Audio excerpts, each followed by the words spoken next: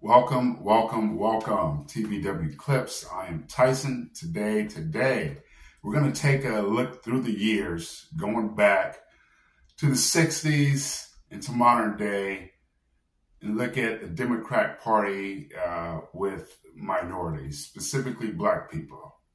Let's see how we've done with the Democratic Party through the years. Let's take a look at this.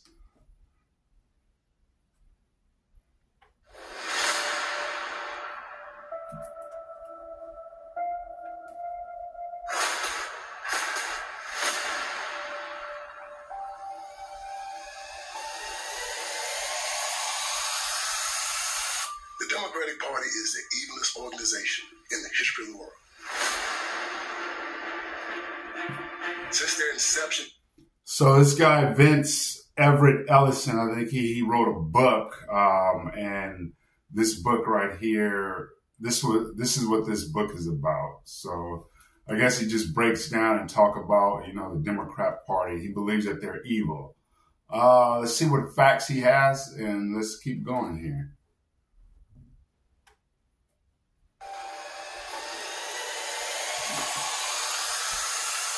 The Democratic Party is the evilest organization in the history of the world. Since their inception in 1800, they've been the party of slavery. Then, after slavery, they became the party of the Confederacy. After that, they started killing Black people during Jim Crow era.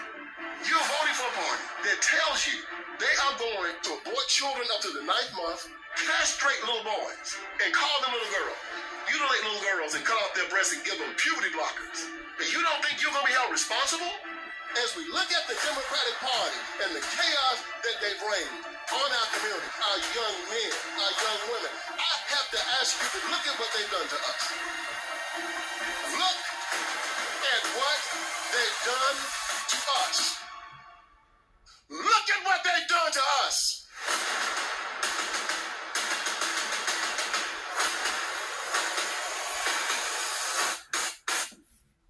The Democratic Party is a death machine. So what we primarily hear is that systemically through the years, white people, the white man has put forth laws, and the KKK, those were white men. So white supremacy, white men have ruled over blacks. But when we say that, I believe we're coupling all white people, right? When it's just certain white people.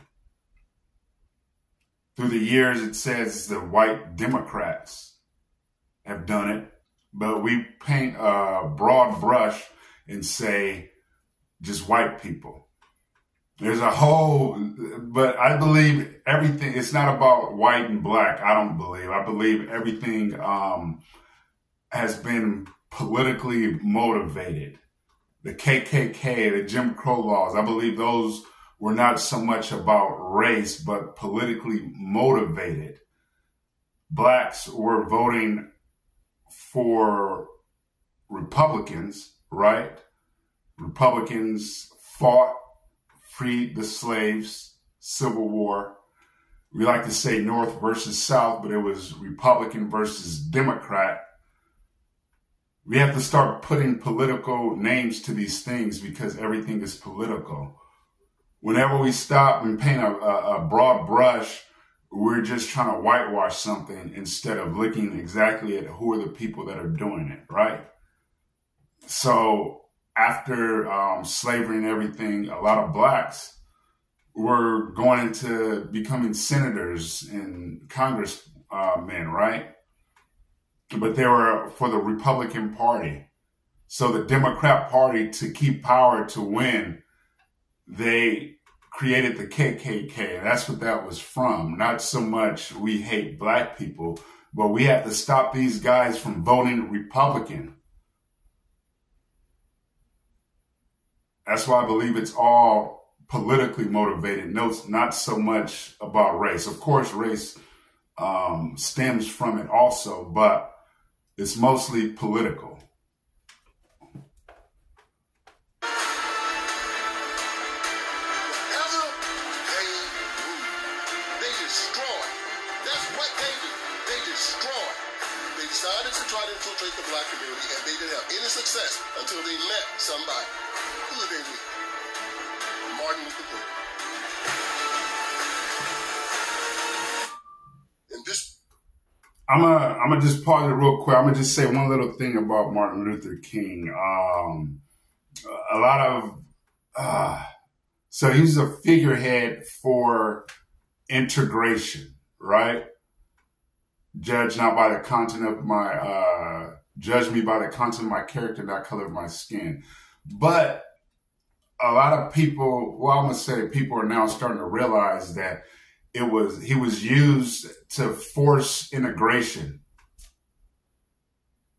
And the main thing was to desegregate, not forced integration. You know, you're forcing people to do something that they're not used to, attuned to do. So of course you're going to get a hostile environment when you're forcing someone to do something instead of just allowing it to happen. So if you were just to say, we're going to desegregate everything.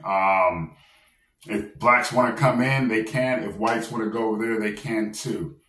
But there's no law saying that you have to do that though. With the schools, forced integration, instead of just allowing natural integration to happen, which would have happened through the years just by simple desegregation. And I think that's all that needed to be done was desegregation, not forced integration. And I think a lot of people had a problem with Martin Luther King because he was the face of that forced integration. That's what people are starting to talk about now. Okay.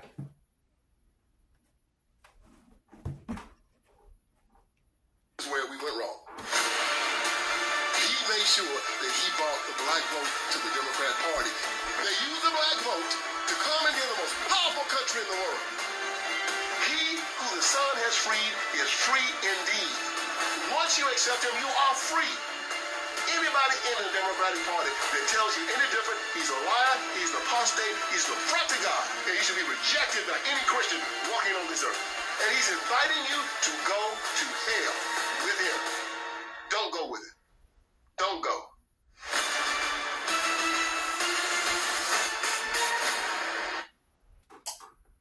Yeah, so you guys can check out his book if you want. It's called Will You Go to Hell for Me? So, very controversial book. I don't know. It came out already. It looked like it came out in February. So, it's out right now. Check it out if you want. But yeah, through the years, Democrat Party. Well, let's say, okay, in the 30s, during the big deal, a lot of blacks started going to the Democrat Party. I think they went from a third to 2/3 in the 30s under FDR, right? And that was because of the big deal, socialist program. So Martin Luther King kind of sold, they're saying that he sold a bill of goods to black people. So blacks started wanting socialism instead of independence. Right? We now want to depend on the government to help us. But how do you get the government to say you need to depend on them? By putting out stuff saying that you are inferior and you can't. So now we need help. So that's where the Democrat Party power comes from. It came from, right? So communist, socialist ideas. While on the other hand, the Republican Party is like, we're not helping you out with anything. This is individual stuff. You thrive and go as you go, as your power. You don't give up. You keep going. Individualism, right? And so because the Republican Party aren't helping anyone, whites, blacks, Hispanic, Asians, they're not trying to help anyone. Now they're racist and they don't care. And that's what the Democrat Party uses to fuel their votes, right? So You guys let me know down in the comments. I could be wrong, but I doubt it. I appreciate you guys watching, and you guys have a great day.